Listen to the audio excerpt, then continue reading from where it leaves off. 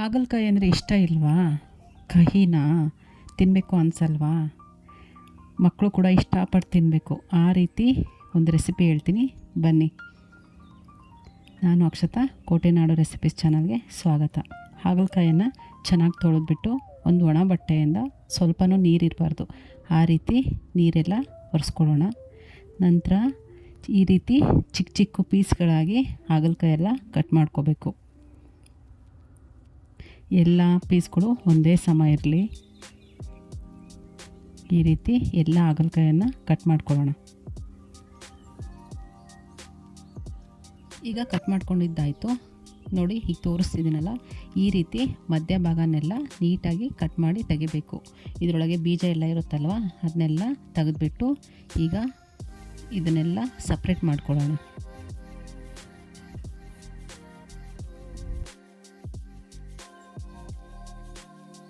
ಈಗ ಅಷ್ಟನ್ನು ರೆಡಿ ಮಾಡ್ಕೊಂಡಿದ್ದಾಯಿತು. ಈಗ ಇದಕ್ಕೆ ಸ್ವಲ್ಪ ಉಪ್ಪು, ಖಾರದ ಪುಡಿ, ಕಾರ್ನ್ಫ್ಲೋರು ಮತ್ತು ಅಕ್ಕಿ ಹಿಟ್ಟು, ಜೊತೆಗೆ ಸ್ವಲ್ಪ ಕಾಳು ಮೆಣಸಿನ ಪುಡಿ, ಗರಂ ಮಸಾಲ ಇಷ್ಟನ್ನು ಹಾಕ್ಬಿಟ್ಟು ಚೆನ್ನಾಗಿ ಮಿಕ್ಸ್ ಮಾಡ್ಕೊಳ್ಳೋಣ.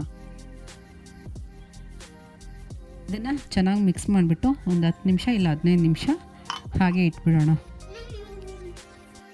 ಈಗ ಇದು ಚೆನ್ನಾಗಿ ನೆಂದಿದೆ, ಮಸಾಲೆ ಎಲ್ಲ ಹಾಗಲಕಾಯಿ ಚೆನ್ನಾಗಿ ಹೀರ್ಕೊಂಡಿರುತ್ತೆ. ಈಗ ಇದನ್ನು ಎಣ್ಣೆಯಲ್ಲಿ ಡೀಪ್ ಫ್ರೈ ಮಾಡ್ಕೊಳ್ಳೋಣ. ನಾನೀಗ ಎಣ್ಣೆ ಬಿಸಿಗಿಟ್ಟಿದ್ದೀನಿ, ಎಣ್ಣೆ ಕೂಡ ಚೆನ್ನಾಗಿ ಕಾದಿದೆ. ಈಗ ಇದನ್ನು ಹಾಗಲಕಾಯಿ ಎಲ್ಲ ಇದರೊಳಗೆ ಹಾಕ್ಬಿಟ್ಟು ಚೆನ್ನಾಗಿ ಫ್ರೈ ಮಾಡ್ಕೊಳ್ಳೋಣ.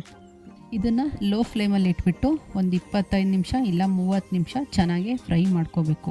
ಒಳ್ಳೆ ಚಿಪ್ಸ್ ಆದಾಗ ಆಗುತ್ತೆ. ಮಸಾಲೆ ಕೂಡ ಅದರಲ್ಲೇ ಇರುತ್ತೆ ಅಲ್ವಾ, ಮಕ್ಕಳು ಕೂಡ ತುಂಬಾ ಇಷ್ಟಪಟ್ಟು ತಿಂತಾರೆ. ಒಂದು ಸರಿ ಮನೆಯಲ್ಲಿ ಟ್ರೈ ಮಾಡಿ ಹೇಗೆ ಬಂತು ಅಂತ ಕಮೆಂಟ್ ಮಾಡಿ. ನಾವು ಮಾಡೋ ವೀಡಿಯೋಸ್ಗಳು ನಿಮ್ಗೆ ಇಷ್ಟ ಆಗ್ತಾಯಿದ್ರೆ ಪ್ಲೀಸ್ ಸಬ್ಸ್ಕ್ರೈಬ್ ಮಾಡಿಕೊಂಡು ವಿಡಿಯೋ ನೋಡಿ, ಲೈಕ್ ಮಾಡಿ, ನಿಮ್ಮ ಫ್ಯಾಮಿಲಿ ಮತ್ತು ಫ್ರೆಂಡ್ ಜೊತೆ ವಿಡಿಯೋನ ಶೇರ್ ಮಾಡ್ಕೊಳ್ಳಿ.